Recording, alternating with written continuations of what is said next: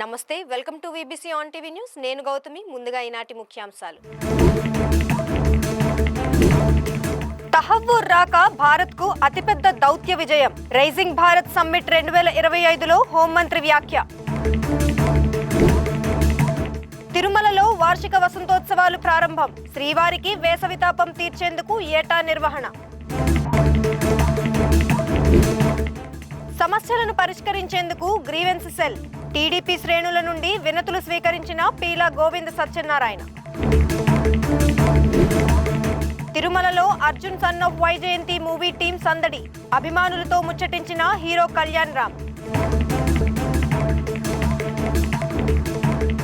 ముంబై పేలుళ్ల కేసులో నిందితుడు తహవ్వూర్ రానాను భారత్కు తీసుకురానున్న సంగతి తెలిసిందే. దీనిపై కేంద్ర హోంమంత్రి అమిత్ షా స్పందించారు. తహవ్వూర్ రానా అప్పగింత భారత్కు అతిపెద్ద దౌత్య విజయంగా కేంద్ర మంత్రి పేర్కొన్నారు. న్యూఢిల్లీలో జరిగిన రైజింగ్ భారత్ సమ్మిట్ 2025 కార్యక్రమంలో ఆయన పాల్గొన్నారు. ఈ సందర్భంగా అమిత్ షా మాట్లాడుతూ, భారతదేశానికి, ఇక్కడ ప్రజలకు హాని కలిగించే వ్యక్తులను ప్రధాని మోదీ నేతృత్వంలోని ప్రభుత్వం విడిచిపెట్టదని అన్నారు. బాంబు పేలుళ్లు ఎవరి ప్రభుత్వ హయాంలో జరిగాయో ఆ ప్రభుత్వం అతడిని వెనక్కి తీసుకురాలేకపోయారని విమర్శించారు. తహవ్వూర్ రాక భారత్కు అతిపెద్ద దౌత్య విజయమని, ఇది మోదీ ప్రభుత్వ దౌత్య నైపుణ్యాన్ని, న్యాయంపై నిబద్ధతను తెలియజేస్తుంది అని అమిత్ షా పేర్కొన్నారు. ఈ సందర్భంగా దేశానికి వ్యతిరేకంగా దాడులు చేసేవారిని మోదీ ప్రభుత్వం వెంటాడుతూనే ఉంటుందని ఆయన అన్నారు. हेडली के लिए भी हम ये वो करेंगे, कुछ उम्मीद है कि वो भी. देखिए, मोदी सरकार का प्रयास है कि जिन लोगों ने भी भारत की जमीन, भारत का सम्मान और भारत के नागरिकों के साथ दुर्व्यवहार भी किया है, वो हमारे कानून के जद में लाना चाहिए. और मैं मानता हूं तब राणा की यहां वापिस आना ये मोदी सरकार की कूटनीति का बहुत बड़ी सफलता है जी. तो क्योंकि जिनके समय में जब बम धमाके हुए वो तो ला नहीं पाए, मगर आज वो वापिस आएगा, हमारी अदालत के सामने पेश होगा, हमारे संविधान के तहत उसको सजा होगी. ये देश के लिए बहुत बड़ी उपलब्धि है. తిరుమలలో నేటి నుంచి 3 రోజుల పాటు వార్షిక వసంతోత్సవాలు జరగనున్నాయి. ప్రతి ఏటా వేసవి సందర్భంగా స్వామివారికి వేసవి తాపం తీర్చేందుకు ఈ ఉత్సవాలు నిర్వహించడం సాంప్రదాయంగా వస్తోంది. చైత్ర శుద్ధ త్రయోదశి నుంచి పౌర్ణమి రోజు వరకు ఏటా వసంతోత్సవాలు నిర్వహించడం తిరుమలలో ఆనవాయితీగా వస్తోంది. తిరుమల శ్రీవారి ఆలయం వెనుక ఉన్న వసంత మండపంలో ఈ కార్యక్రమం 3 రోజుల పాటు శాస్త్రోక్తంగా జరగనుంది. ఇందులో భాగంగా అంకురార్పణ కార్యక్రమం నిర్వహించారు. శ్రీదేవి భూదేవి సమేత మలయప్ప స్వామి ఉత్సవ విగ్రహాలను వజ్ర కవచం ధరింపజేసి ఊరేగింపుగా వసంత మండపానికి తీసుకువెళ్లారు. అనంతరం స్వామి అమ్మవార్లకు స్నపన, తిరుమంజనాది అభిషేకాలు నిర్వహించారు. వసంత మండపాన్ని జంతువులు, పక్షులు, బొమ్మలతో పాటు పూలు, పండ్లు, మొక్కలతో అలంకారాలు చేపట్టారు. వసంతోత్సవం ఉత్సవాల కారణంగా 3 రోజుల పాటు స్వామివారి పలు ఆర్జిత సేవలను టీటీడీ రద్దు చేసింది.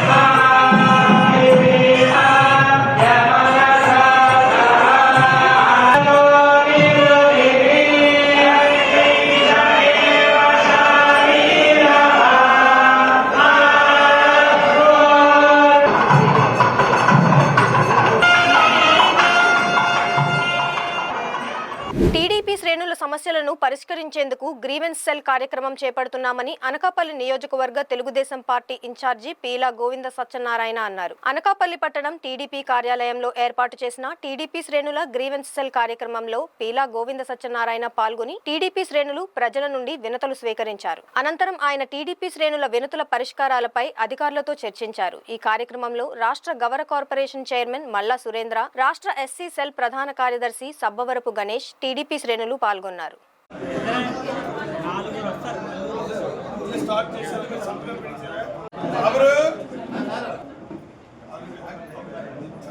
పాపి సంతపాలలో యాక్చువల్గా ఏజిఎల్ కనెక్షన్ పాపి సంతపాలు అనకాపల్లి మండలం సార్. సంతపాలెం పాపియ సంతపాలెం. ఇప్పుడు తమకు మెసేజ్ పెడతాను సార్. ఇది కూడా తమిళకి పంపించిన ఇష్యూ ఏంటంటే సార్, ఇది కేటగిరీ 1 కింద మెడిసిన్. ఏం చేయాలి? 1 కింద మెడిసిన్ అయిపోయింది. మెడిసిన్ సార్ పాపం అలా తిరుగుతాడు సార్ సొంతం నుంచి. ఏజిఎల్ నుంచి సారీ నాకు బాగా పంపిస్తాను సార్. తిరుమల శ్రీవారిని cine hero Nandamuri Kalyan Ram, Vijayashanti, Arjun son of Vyjayanthi movie team దర్శించుకున్నారు. ఆలయ అధికారులు వీరికి స్వాగతం పలికి దర్శన ఏర్పాట్లు చేశారు. అనంతరం ఆలయంలోని రంగనాయకుల మండపంలో వీరికి పట్టు వస్త్రాలతో సత్కరించి పండితులు వేద ఆశీర్వచనం అందజేశారు. దర్శనానంతరం హీరో కళ్యాణరామ్, విజయశాంతిలు అభిమానులతో కలిసి ఫోటోలు దిగారు. Arjun son of Vyjayanthi second song launch చేస్తాం. నిన్న రాత్రి కార్యక్రమం జరిగింది, అద్భుతంగా జరిగింది. సో ఇవాళ వెంకటస్వామి వారి దర్శనం తీసుకోవడానికి బాబు, నేను, డైరెక్టర్ గారు, ప్రొడ్యూసర్ గారు, రైటర్ గారు అందరం వచ్చాం. ఇవాళ అద్భుతంగా జరిగింది దర్శనం. సో అందరూ 18వ తారీఖు ఏప్రిల్ 18 ఈ సినిమా చూసి అతి పెద్ద హిట్ చేయవలసిందిగా 2 రాష్ట్రాల ప్రజల్ని కోరుకుంటున్నాను. So thank you. ఏప్రిల్ 18న మా cinema Arjun son of Vyjayanthi release అవుతుంది. సో నేను చిన్న ఈవెంట్ చేసుకున్నాం ఇక్కడ. దానికంటే పెద్ద ఈవెంట్ స్వామివారి దర్శనం. సో ఆయన దర్శనం చేసుకొని ఆయన ఆశీర్వాదం తీసుకొని మేము ముందుకు రాబోతున్నాం. మీరందరూ మమ్మల్ని ఆదరిస్తారని మనస్ఫూర్తిగా కోరుకుంటున్నాను. నెక్స్ట్ ప్రాజెక్ట్ గురించి సినిమా రిలీజ్ తర్వాత మాట్లాడతామండి.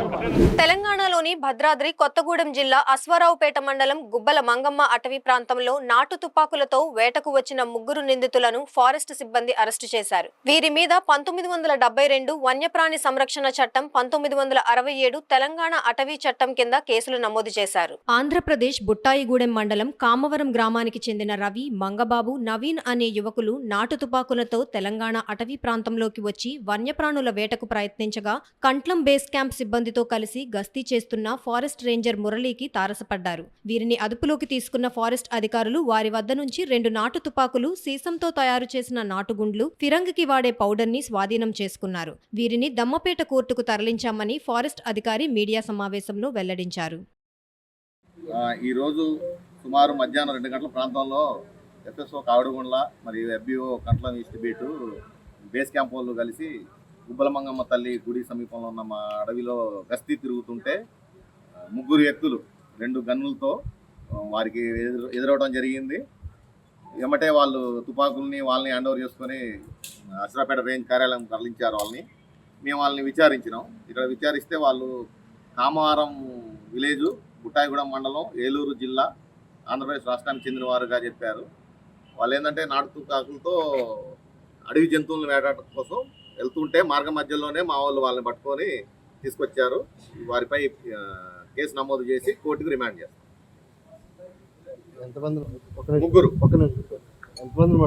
ముగ్గురు కారం రవి సన్ ఆఫ్ గంగులు, వయసు 26 సంవత్సరాలు.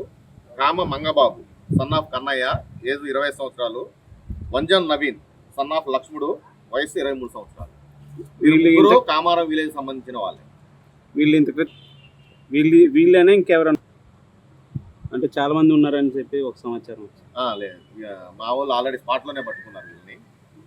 2 తుపాకులతో ఉన్నారు. ఒకళ్ళేమో మందుగుండి సామాన్లు మరియు వాటర్ బాటిల్స్ క్యారీ చేస్తాను హెల్పింగ్.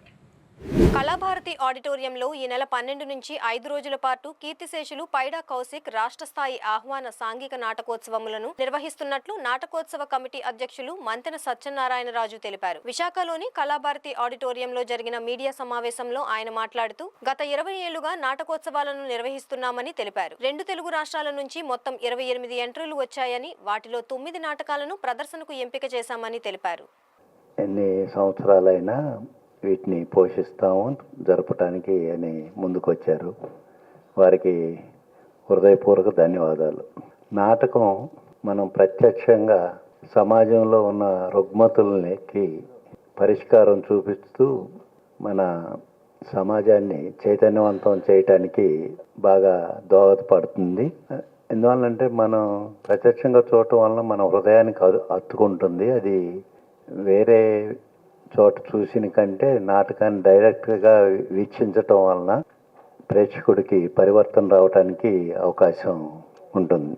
అలాగా మన భారతీయ కళలో మరుగున పడుకోకుండా మన కళాభారతి మ్యూజిక్, డ్యాన్సు, డ్రామా, హరికథ, బుర్రకథ, తోలుబొమ్మల అన్నీ ఈ మధ్య అయితే మనం సాహిత్యం, ఆధ్యాత్మికం అన్నీ ఇక్కడ జరుపుకుంటూ మన వచ్చే తరాలకి మన సంస్కృతిని అందించాలి అనే ముఖ్య ఉద్దేశంతో పనిచేయటం అవుతున్నది. ఈ మధ్య ఆంధ్ర సరస్వతి సభ వాళ్ళు మనని రిక్వెస్ట్ చేశారు. వాళ్ళు నెక్స్ట్ ఇయర్ 26 జనవరి 3, 4, 5లో గుంటూరులో ప్రపంచ తెలుగు మహాసభలు జరుగుతున్నాయి. దానికి ఇక్కడ ప్రిపరేటరీ సభగా మన ఉత్తరాంధ్ర కళలన్నిటినీ ఉదయం 9 నుంచి సాయంకాలం 9 వరకు కళాభారతి, ఆంధ్ర సరస్వతి సభ వాళ్ళు కలిపి ఈ ప్రోగ్రామ్ని నిర్వహిద్దాం అనేది. అది ఒక రకంగా మాక్ ప్రోగ్రామ్ ఫర్ ప్రపంచ తెలుగు మహాసభలకి.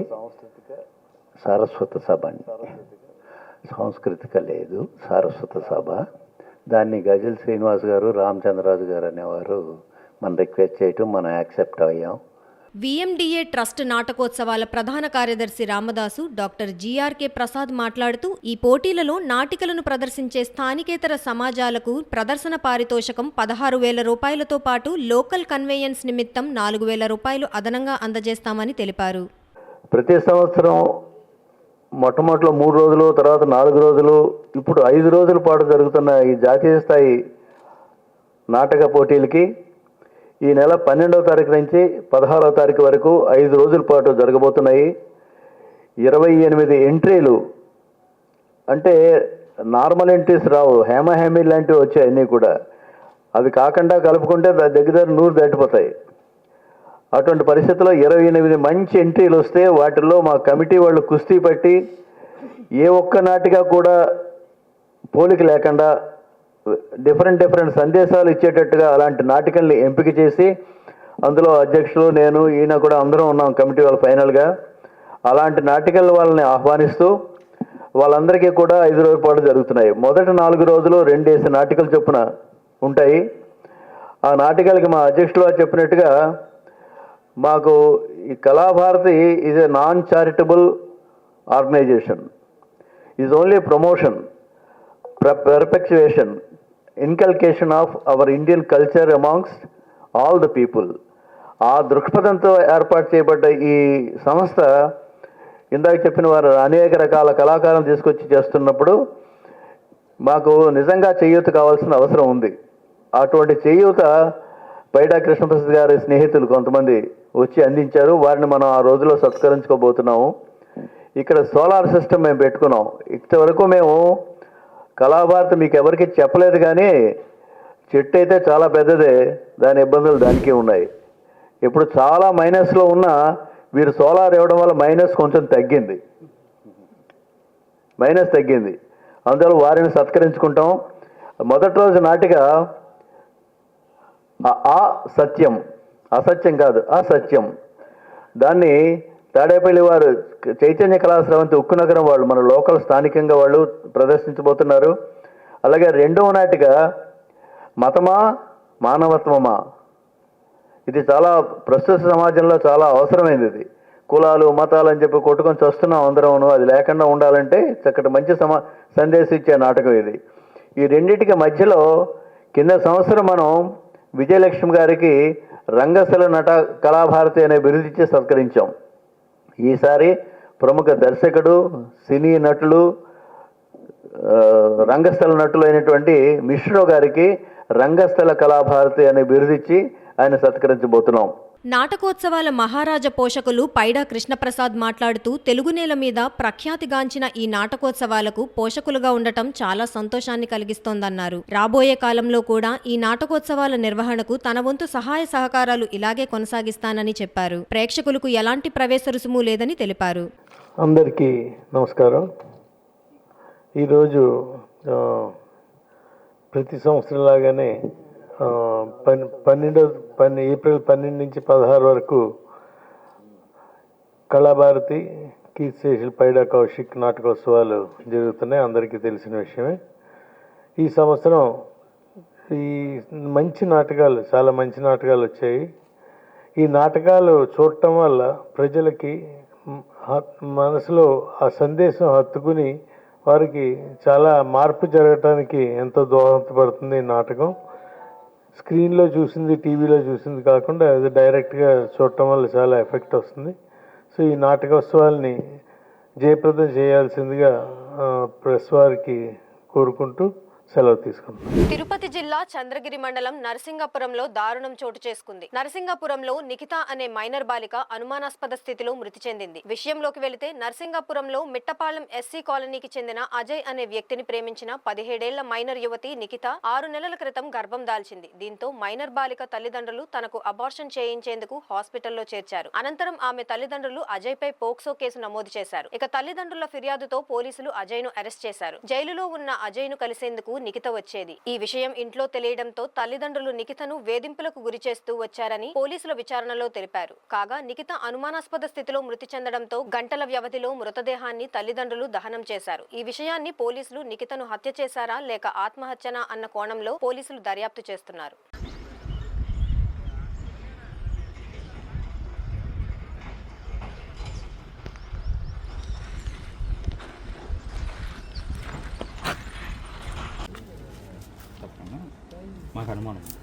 విశాఖ నగరంలో వీధి కుక్కలు స్వైర విహారం చేస్తున్నాయి. రోడ్లపై గుంపులు గుంపులుగా సంచరిస్తూ కనిపించిన వారిపై దాడి చేస్తున్నాయి. కాగా విశాఖలో గాజువాక, మల్కాపురం, ప్రకాష్ నగర్ లో వీధి కుక్కలు చిన్నారిపై దాడి చేశాయి. దీంతో వెంటనే గాయపడిన చిన్నారిని తల్లిదండ్రులు చికిత్స కోసం స్థానిక ప్రభుత్వ ఆసుపత్రికి తీసుకువెళ్లారు. అధికారుల నిర్లక్ష్యం వల్లనే ఇటువంటి ప్రమాదాలు జరుగుతున్నాయని స్థానికులు మండిపడుతున్నారు. వీధులలో కుక్కలు పెరిగిపోవడం వలన పిల్లలపై దాడులు జరుగుతున్నాయని, ఇప్పటికైనా ప్రభుత్వం తగిన చర్యలు తీసుకోవాలని తల్లిదండ్రులు కోరారు. నా పేరు పాలరాజు. ప్రకాష్ నగర్ హై స్కూల్ దగ్గర ఉంటాం. ఏంటంటే పిల్లలు ఇలా వీధిలోకి వెళ్తే కుక్కలు వచ్చి ఇలాగా పాపకి నిన్న చెయ్య కాలు మొత్తం సీరియస్నట్టు ఇచ్చేసాయి. దాని గురించి అధికారులు కూడా వచ్చి కొద్దిగా కంప్లైంట్ ఎట్టి కొద్దిగా మాకు కూడా సహకరిస్తారని మేము కొద్దిగా కోరుకుంటాం. మాకు అయినట్టు కూడా వేరే వాళ్ళకి కూడా అవ్వకూడదు. ఎందుకంటే మాతోనే ఇక్కడితో అయిపోయింది అనుకో పర్వాలేదు, మళ్ళీ పిల్లలు వేరే వాళ్ళకి కలిసినా మళ్ళీ వాళ్ళే ఇబ్బంది పడాలి. ఎంత చదువుతుంది పాప? పాప 5th క్లాస్ చదువుతుందండి. ఏం పేరు? పూజశ్రీ పాప పేరు. ఎక్కడ కలిసి ఎక్కడ డాక్టర్ గారు పర్లేదు అన్నారా? డాక్టర్ గారు కొద్దిగా పర్వాలేదు అన్నారు, కాకపోతే కుట్లై పడతాయి అన్నారు. 1 వీక్ తర్వాత. కూటమి ప్రభుత్వంలోని స్పీకర్ అయ్యన్న పాత్రుడు వంటి సత్తా ఉన్న నాయకులతోనే అభివృద్ధి సాధ్యమవుతుందని టీడీపీ ప్రధాన కార్యదర్శి చింతకాయల విజయ్ పేర్కొన్నారు. వార్డు పర్యటనలో భాగంగా 27వ వార్డు శివపురంలో చేపట్టిన పలు రోడ్లు, డ్రైనేజీ పనులకు మున్సిపల్ కౌన్సిలర్ చింతకాయల పద్మావతితో పాటు ఆయన కలిసి శంకుస్థాపనలు చేశారు. ఈ సందర్భంగా విజయ్ మాట్లాడుతూ నర్సీపట్నం 27వ వార్డులో ఇప్పటి వరకు 45 లక్షల రూపాయల వ్యయంతో పలు అభివృద్ధి పనులు చేపట్టామన్నారు. ఈ వార్డులో తమ కుటుంబానికి అత్యంత ఆత్మీయులున్నారన్నారు. గత ప్రభుత్వ హయాంలో రోడ్లు వెడల్పు పేరుతో మున్సిపల్ నిధులు వ్యయం చేసి దుబారా చేశారన్నారు. అదే సమయంలో శివపురం సమీపంలో ఉన్న కల్వర్టు దెబ్బతింటే తూతూ మంత్రంగా పనులు చేసి చేతులు దులుపుకున్నారన్నారు. స్పీకర్ అయ్యన్న పాత్రుడు అధికారంలోకి వచ్చిన వెంటనే ఈ కల్వర్టు నిర్మాణానికి 50 లక్షల రూపాయల నిధులు కేటాయించారని, ఆ పనులు దాదాపుగా పూర్తి కావచ్చాయన్నారు. ఈ కార్యక్రమంలో 27వ వార్డు కౌన్సిలర్ కాశీరత్నం, తాతీలు మాస్టారు, ఇతర వార్డు కౌన్సిలర్లు, వార్డు మహిళలు, పార్టీ నాయకులు తదితరులు పాల్గొన్నారు. ఈసారి అయ్యన్న పాత్రుడు గారు నాకు ఓట్లేయమని అడిగినట్టునే అందరూ అత్యంత ఎక్కువ మెజార్టీతో గెలిపించిన తర్వాత మేము ఎక్కడ కూడా వెనక్కి తగ్గకుండా అయ్యన్న పాత్రుడు గారు ముఖ్యమంత్రి గారి దగ్గరికి వెళ్ళి బల్ల గుద్ది ఈరోజు నర్సీపట్నానికి 8 నెలల్లో 20 కోట్ల రూపాయలు తీసుకొచ్చారు. అంటే సుమారుగా నెలకి 2.5 కోట్ల రూపాయలు తీసుకొచ్చారు. ఈరోజు ప్రతిరోజు కూడా నేను నర్సీపట్నంకి ఏం తేవాలనే ఆకాంక్షతో ఆయన పనిచేస్తున్నారు. ట్యాంక్ బండికి ఒక 4.5 కోట్లు తీసుకొచ్చి బ్యూటిఫికేషన్ చేయబోతున్నారు. ఇవన్నీ ఎందుకు నేను మళ్ళీ చెప్తున్నానంటే జనాలకి మనం ఆన్సరబుల్ ఉండాలి.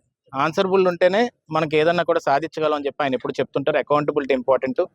ఇక్కడ ఈ ఊరికి వచ్చాక ఈరోజు మళ్ళీ ఒక కొత్త సమస్య నాకు తెలిసింది. ఒకటి ఇరిగేషన్ కాలువలో అనేది ప్రాబ్లం అవుతుందని తెలిసారు, అది కూడా సాల్వ్ చేయబోతాం ఫ్యూచర్లో. రెండోది ఏంటంటే ఫ్లోరైడ్ సమస్యతోటి ఉన్నారు అని ఇక్కడ ఉన్న మహిళలందరూ చెప్తున్నారు. నేను రానున్న రోజుల్లో ఇక్కడ ఒక RO ప్లాంట్ ఎట్టి పరిస్థితుల్లో పెట్టే బాధ్యత నేను తీసుకుంటానని చెప్పి ఈ సందర్భంగా సవినీయంగా మనం చెప్పి, ఎందుకంటే పిల్లల భవిష్యత్తు ఇంపార్టెంట్. నేను ఇది మెసేజ్ ప్రతి ఒక్కరికి కూడా ఊర్లో నేను ఇస్తుంటేంటంటే ఎవరికన్నా కానీ చిన్న పళ్ళు మీద జార్లు వచ్చినా కానీ లేకపోతే వాళ్ళకి ఎముకలు త్వరగా అరిగిపోతున్నట్టు మీకు ఏమైనా అనిపిస్తే వెంటనే వాటర్ టెస్టింగ్ చేయించాలి. అలాంటివి ఏమైనా ఉంటే ఇంటికి వచ్చి మీరు వెంటనే కూడా చెప్పవలసిన అవసరం ఎంతైనా ఉంది మీకు, లేకపోతే మీ లీడర్లకు చెప్పవలసిన అవసరం ఎంతైనా ఉంది. ఇక్కడ ముఖ్యంగా మీ భవిష్యత్తును కాపాడుకోవాలి కాబట్టి నీళ్లు చాలా ముఖ్యం.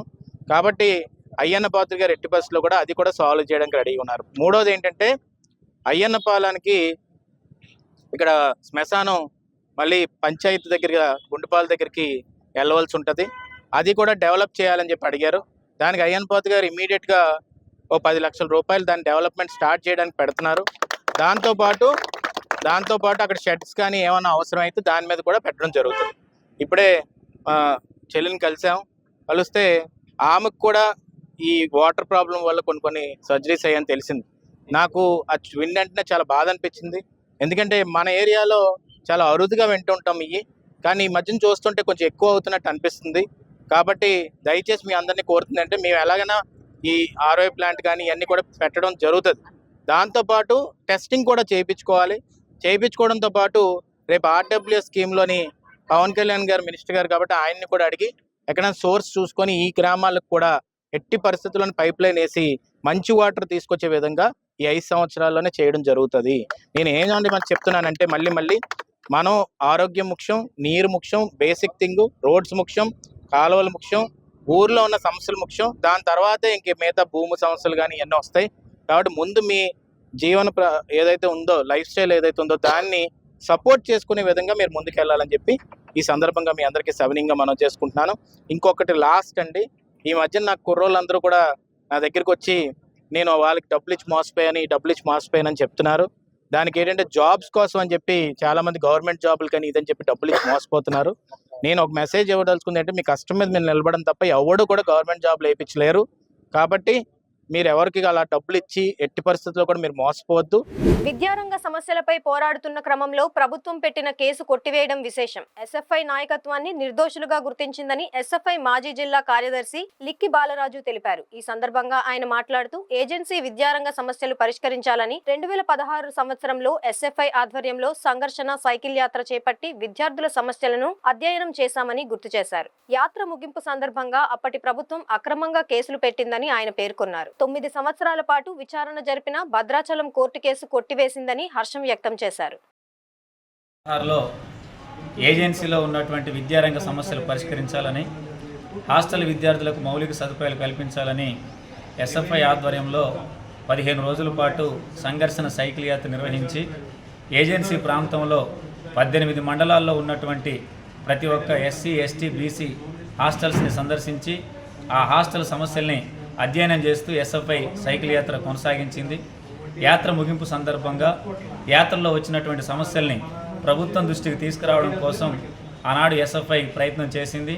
ప్రతి హాస్టల్లో ఉన్నటువంటి సమస్యల్ని ఒక రిపోర్టు తయారు చేసి ఆ రిపోర్టుని ITDA అధికారులకి, ఏజెన్సీ జిల్లా విద్యాశాఖ అధికారులకి అందించడం కోసం SFI నాయకత్వం ప్రయత్నం చేస్తే ఆనాడు ఉన్నటువంటి ప్రభుత్వం SFI నాయకత్వం మీద అక్రమంగా కేసులు బనాయించడంతో పాటు ముగ్గురిని జైలు కూడా పంపించి వారం రోజుల పాటు జైల్లో ఉంచినటువంటి పరిస్థితి ఉంది.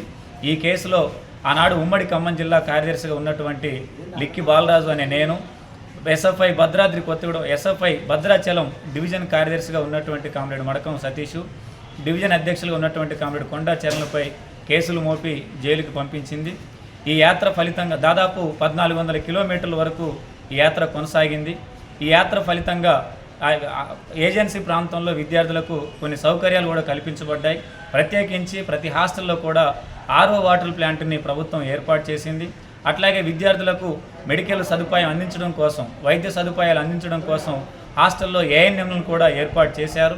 అట్లాగే వంట కట్టెల మీద వండుతూ ఉంటే దానికి బదులుగా గ్యాస్ పంపిణీ కూడా ఏజెన్సీ ప్రాంతంలో చేశారు. ప్రత్యేకించి ఏజెన్సీలో ఉన్నటువంటి హాస్టల్ విద్యార్థులకు వైద్య సదుపాయం సకాలంలో అందించడం కోసం 105 వెహికల్స్ కూడా ప్రభుత్వం ఏర్పాటు చేసింది.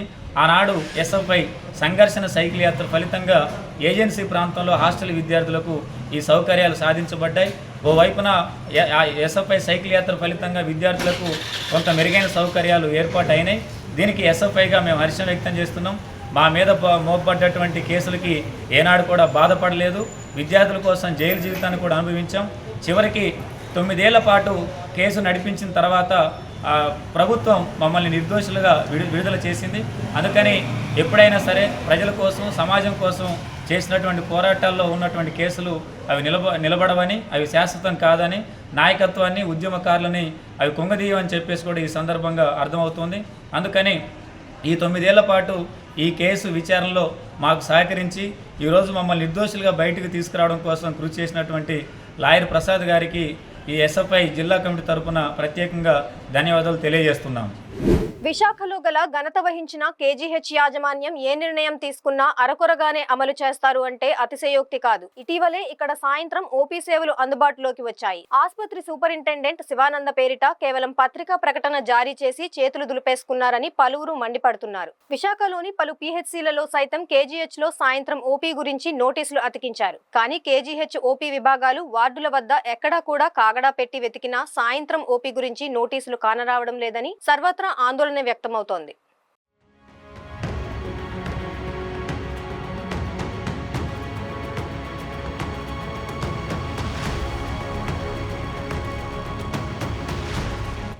KGHలో వైద్యం కోసం ఉత్తరాంధ్రలోని శ్రీకాకుళం, విజయనగరం, విశాఖ, అనకాపల్లి, అల్లూరు జిల్లాల నుంచి నిత్యం అధిక సంఖ్యలో రోగులు వస్తారు. గత వైసీపీ ప్రభుత్వ హయాంలో కొన్ని సంవత్సరాలు సాయంత్రం OP సేవలు నిర్వహించడం తెలిసిందే. కానీ కూటమి ప్రభుత్వం వచ్చాక ఈ సేవలు అర్ధాంతరంగా నిలిచిపోవడం గమనార్హం. మళ్లీ గత వారమే OP సేవలు పునరుద్ధరించడం విశేషం. మీడియాలో ప్రకటన తప్ప KGHలో ఎక్కడా ప్రచారం చేయకపోవడం సర్వత్రా విమర్శలకు తావిస్తోంది. ఫలితంగానే ఉదయం పూట కన్నా సాయంత్రం OP తక్కువ సంఖ్యలో నమోదు కావడం విస్మయం కలిగిస్తోంది. KGHలో సుమారుగా 700 మంది వరకు వైద్యులు ఉన్నారు. ఇక్కడ 2200 పడకలు అందుబాటులో ఉన్నాయి.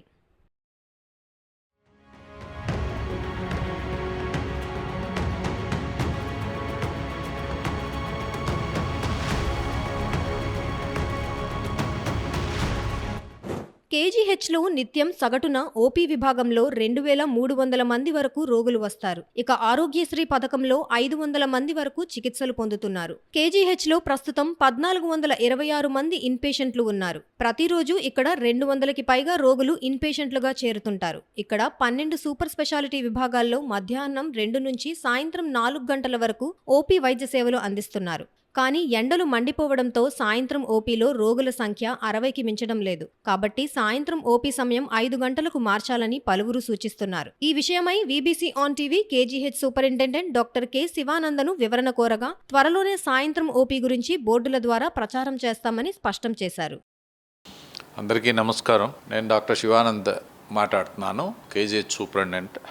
మన విశాఖకి ఎన్నాళ్ళ నుంచో సేవలు అందిస్తున్న ఆరోగ్యప్రదాయని అయిన కింగ్ జార్జ్ హాస్పిటల్లో ఇప్పుడు మనం అభివృద్ధి కార్యక్రమాలు చాలా చేపట్టడం అనేది జరిగింది. ఈ అభివృద్ధి కార్యక్రమాల్లో భాగంగా దూరం నుంచి వచ్చే ప్రజలు వాళ్ళు వచ్చి ఇక్కడ ట్రీట్మెంట్ తీసుకోవడానికి కొంతమంది ఇబ్బంది పడుతున్నారని నా నోటీస్కి రావడం అనేది జరిగింది. ఇది జరిగిన వెంటనే మనం సూపర్ స్పెషాలిటీ సర్వీసెస్ అంటే endocrinology, cardiology, cardiothoracic surgery, neuro surgery, neuro medicine, urology, ఇలాగా మనకి అన్ని సూపర్ స్పెషాలిటీ బ్రాంచెస్ మనకి వారానికి 2 రోజులు 3 రోజులు కొన్ని బ్రాంచెస్ చూడడం అనేది జరిగింది. దీనివల్ల ప్రజలు ఇబ్బంది పడి ఆ పర్టికులర్ రోజులు ఏంటనేది తెలియక మళ్ళీ ఇక్కడికి వచ్చి వెళ్ళి ఇబ్బంది పడే పరిస్థితి ఏర్పడింది. దీన్ని తెలుసుకొని KGHలో OPD సేవలు ఆల్ సూపర్ స్పెషాలిటీ బ్రాంచెస్ అన్నీ మీరు ఏ రోజు వచ్చినా ఆ రోజు చూసేటట్టు ఆల్ 6 days వారంలో 6 రోజులు కంప్లీట్గా ఈ సేవలు అందించేటట్టు దీన్ని పునరుద్ధరించడం అనేది జరిగింది. ఎక్సెప్ట్ సండే మీరు ఏ రోజు వచ్చినా మీకు ఏ సూపర్ స్పెషాలిటీ బ్రాంచ్లో డాక్టర్ కావాలన్నా వాళ్ళు అవైలబుల్గా ఉండేటట్టు చేయడం అనేది జరిగింది. దీనికి మా సూపర్ స్పెషాలిటీ డాక్టర్స్ మంచిగా స్పందించి వాళ్ళు వారి సేవలు అందించడం కోసం ముందుకు రావడం అనేది జరిగింది. సో ఈ సేవలను అందరూ వినియోగించుకోవాల్సిందిగా కోరుతున్నాను. మరియు ఇక్కడ దూరం నుంచి వచ్చే పేషెంట్స్ ప్లస్ ఇక్కడుండి కొన్ని ఇన్వెస్టిగేషన్స్ రక్త పరీక్షలు ఇవన్నీ చేయించుకొని వాటి రిపోర్ట్స్ కోసం అయిన తర్వాత ఆ రిపోర్ట్స్ మనకి మధ్యాహ్నం 1 గంట లేదా 12 అలా వచ్చిన తర్వాత ఇమ్మీడియట్గా మళ్ళీ డాక్టర్లు చూపించుకొని అదే రోజు పని అయిపోయి మళ్ళీ నెక్స్ట్ డే రాకుండా ఉండేటట్టు మన గవర్నమెంట్ ఈ మంచి కార్యక్రమాన్ని స్టార్ట్ చేయడం అనేది జరిగింది. ఇది చాలా రోజుల నుంచి జరుగుతుంది, కాకపోతే పబ్లిక్కి తెలియలేదు. సో అందుగురించే మీడియా మిత్రులందరికీ నా వినయపూర్వకంగా మేము కోరుకునేది ఏంటంటే చాలామంది ప్రజలకి ఈ ఇబ్బంది ఉంటుంది. సో ఉదయం మీరు ఓపీ చూపించుకొని 9 to 1 o'clock వరకు మీరు ఓపీ చూపించుకొని పరీక్షలన్నీ చేయించుకొని అదే రోజు మీరు మరలా 2 to 4 డాక్టర్స్ని అందరినీ అవైలబుల్గా చేయడం అనేది జరిగింది. సో మీరు అదే రోజు ట్రీట్మెంట్ కూడా తీసుకొని ఇంటికి వెళ్ళిపోవచ్చు. ఇప్పుడు సమ్మర్ ఉంటుంది కాబట్టి చాలా ఎండలు తీవ్రంగా ఉండడం వల్ల రెండో రోజు మళ్ళీ పేషెంట్ మళ్ళీ వెనక్కి రావడం, మళ్ళీ రెండో రోజు కూడా సఫర్ అవ్వడం, ఇటువంటి ప్రక్రియ ఏమీ లేకుండా సేమ్ డేనే ఒక రోజుతోటే వచ్చిన వాళ్ళు పని చూసుకొని వెళ్ళేటట్టు ఈ ఏర్పాటు చేయడం అనేది జరిగింది. సో ఇంతకుముందు ఓపీ మనకి చాలా తక్కువగా ఉండేది, కొంతమందికి మాత్రమే తెలుసు కాబట్టి ఇప్పుడు ఓపీ గణనీయంగా ఇంప్రూవ్ అవ్వడం అనేది జరిగింది. సో ఈ సర్వీసెస్ మీరు డెఫినెట్గా బాగా యూటిలైజ్ చేసుకుంటే మా డాక్టర్స్ నుంచి మీరు సేవలు కంప్లీట్గా మీరు పొందడానికి ఇది అవకాశం ఉంటుందని సవినయంగా అందరికీ మనవి చేసుకుంటున్నాను. ఈవినింగ్ ఓపీ మీద కేజీహెచ్ ఆవరణలో మనం ఎలాంటి ప్రచారం చేస్తాం? ఈవినింగ్ ఓపీ మీద కేజీహెచ్ ఆవరణలో ప్రచారం అనేది మేము బోర్డ్స్ పెడతాము. ఇవన్నీ ఇప్పుడు సైనేజ్ బోర్డ్స్ ఇవన్నీ మనం పెట్టడం అనేది జరుగుతుంది. ఇప్పుడు ప్రస్తుతానికి డెవలప్మెంట్ దిశగా మేము పరుగులు పెడుతున్నాము. క్యాజువాలిటీ అండ్ ఓపీ బ్లాక్స్ అన్నీ ఇప్పుడు రెనోవేట్ చేస్తున్నాం. కంప్లీట్గా రెనోవేట్ చేసిన తర్వాత ఏ డాక్టరు ఎవరు ఎప్పుడు ఏ రోజుల్లో చూస్తారు ఏంటి అనేది కంప్లీట్గా మీకు డాక్టర్ల పేరుతో పాటు ఏ యూనిట్ డాక్టర్లు ఏ రోజు చూస్తారనేది కూడా మేము కంప్లీట్గా అన్నీ డిస్ప్లే చేయడం అనేది జరుగుతుంది. ఇప్పుడు వాల్స్ ఇవన్నీ మేము అక్కడ రెనోవేషన్ వర్క్లో ఉన్నాం కాబట్టి ఇప్పుడు మేము డిస్ప్లే చేయలేకపోతున్నాం. అందుకే మీడియా ద్వారా అందరికీ ప్రజలకి ముందు ఇప్పుడు తెలియజేసి మీరు మరలా వచ్చేసరికల్లా మేము మొత్తం అంతా క్లియర్ కట్గా మీకు అదంతా మేము చేయడం అనేది జరుగుతుంది. ఏలూరు జిల్లా పోలవరం ఎమ్మెల్యే చిర్రి బాలరాజు క్యాంపు కార్యాలయంలో ఏలూరు ఎంపీ పుట్టా మహేష్ కుమార్ జన్మదిన వేడుకలు ఘనంగా నిర్వహించారు. జనసేన జిల్లా ప్రధాన కార్యదర్శి గడ్డుమనుగ రవి, 7 మండలాల అధ్యక్షులు, నాయకులు, కార్యకర్తలు పార్టీ కార్యాలయంలో ఎంపీ జన్మదినాన్ని పురస్కరించుకొని కేక్ కట్ చేశారు. ఈ సందర్భంగా ఎమ్మెల్యే మాట్లాడుతూ ఎంపీ పుట్టా మహేష్ కుమార్ నిత్యం ప్రజా సంక్షేమమే ధ్యేయంగా కృషి చేస్తూ ఏలూరు జిల్లాని అభివృద్ధి పదంలో నడిపిస్తున్నారని కొనియాడారు. ఏలూరు పార్లమెంట్ ఎంపీ గారు అయినటువంటి పుట్టా మహేష్ గారికి పోలవరం నియోజకవర్గం తరఫున జనసేన, బీజేపీ, టీడీపీ నాయకులు, కార్యకర్తలు, ప్రజల తరఫున హృదయపూర్వక పుట్టినరోజు శుభాకాంక్షలు తెలియజేస్తున్నాం. ఆయన ఇలాంటి పుట్టినరోజులు మరెన్నో ఉన్నత పదవుల్లో జరుపుకోవాలని మేము మనస్ఫూర్తిగా ఆశిస్తున్నాం. అలాగే ఈరోజు పోలవరం నియోజకవర్గం అంటే ఆయనకి ఎంతో అత్యున్నతమైనటువంటి ప్రేమ. ఈరోజు ఆయన అభివృద్ధిలో చూపిస్తున్నారు. ఇప్పుడు ఈరోజు అధికారం వచ్చి 9 నెలలు అవుతున్న సమయంలో ఆయన అనేక అభివృద్ధి కార్యక్రమాలు పోలవరం నియోజకవర్గంపై దృష్టి పెట్టడం, అనేకమైన సమస్యల్ని ఆయన తక్షణమే పరిష్కరించడం చాలా సంతోషకరం. అలాగే ఇలాంటివి పనులు చేసుకుంటూ ఆయన అనేక అభివృద్ధి కార్యక్రమాలు, అలాగే ఈరోజు పోలవరం ప్రాజెక్టుపై దృష్టి పెట్టి కేంద్రం నుంచి మంచి నిధులు తీసుకొచ్చి ఈ పోలవరం ప్రాజెక్టు పూర్తి చేయటంలో ఆయన ముఖ్య పాత్ర ఉంది. తప్పకుండా ఆయన ఆయురారోగ్యాలతో, కుటుంబ సభ్యులతో మనస్ఫూర్తిగా సంతోషంగా ఆయన ఉండాలని మేము పోలవరం నియోజకవర్గం తరఫున కోరుకుంటున్నాం. ఇలాంటి అభివృద్ధి కార్యక్రమాలు మరెన్నో చేసుకుంటూ ముందుకు వెళ్ళాలని, ఆయన అత్యున్నతమైన స్థానంలో ఉండాలని మేము మనస్ఫూర్తిగా కోరుకుంటూ మరొకసారి పుట్ట మహేష్ యాదవ్ గారికి పోలవరం నియోజకవర్గం తరఫున నాయకులు, కార్యకర్తలు, ప్రజలు, అలాగే అధికార యంత్రాంగం తరఫున, మీడియా తరఫున, ప్రతి ఒక్కరి తరఫున హృదయపూర్వక పుట్టినరోజు శుభాకాంక్షలు తెలియజేస్తున్నాం. ఈ వార్తలు ఇంతటితో సమాప్తం. మరిన్ని విశేషాలతో మళ్ళీ కలుసుకుందాం.